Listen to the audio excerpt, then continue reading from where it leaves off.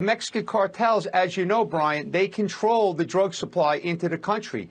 Right now, fentanyl is maximizing their profits. So they're going to continue to mix fentanyl in the cocaine. So the more cocaine they get, the more dead Americans. It's that simple. The White House has to get with the State Department. They have to have meetings in Mexico. They have to tell the Mexican governments that we can't have this happen. We're losing 300 Americans a day. The Mexican cartels are running massive operations south of the border. They have chemical weapon production labs producing this fentanyl at record levels. They work with the Chinese. They push it into America.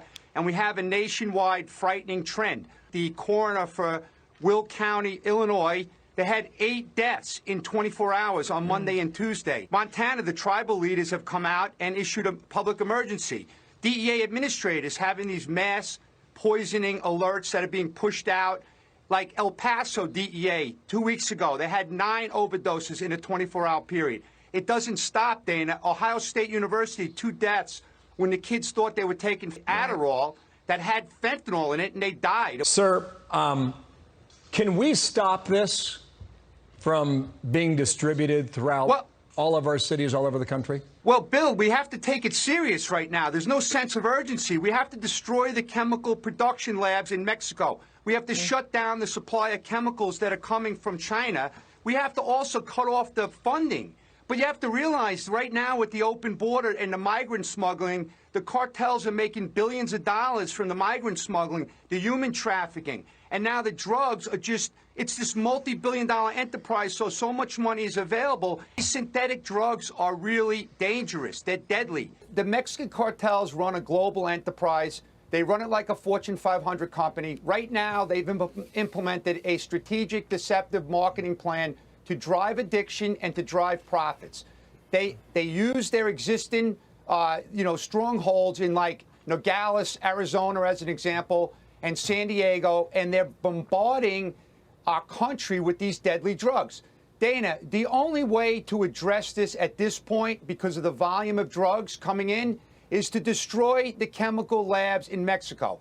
If you look at the volume of what's being seized at the border, just imagine what's getting into the country. That's why kids are dying at historic levels. We have to do more. The political talking points are no longer good enough. We need action. That's why I brought up last night, we need an Operation Warp Speed to address this crisis. The Sinaloa cartel, run by Chapo Guzman's kids, they've been using that corridor forever.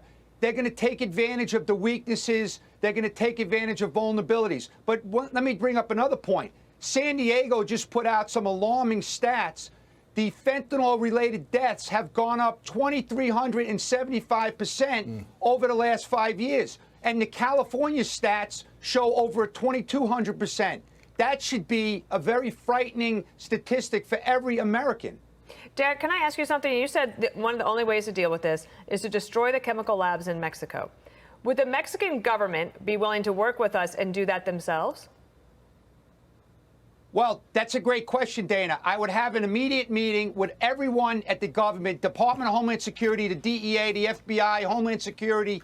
I'd go down there with a plan to let them know the level of urgency. Our kids are dying. Right now, Joe Biden's legacy is going to be 200,000 dead kids in the first 2 years. We have to go down there with a plan and ask them to be partners because we need them. We want to work with them. But right now, there's so much corruption down there, so much money's being made from the cartels. We might have to take unilateral action using the best and brightest technology and personnel in our Department of Defense, our intel community. Dana, if there was Al-Qaeda and ISIS making chemical weapons and biological weapons in Mexico, what would we do? Sit there and let them kill Americans? No. We'd have to destroy the source of the problem.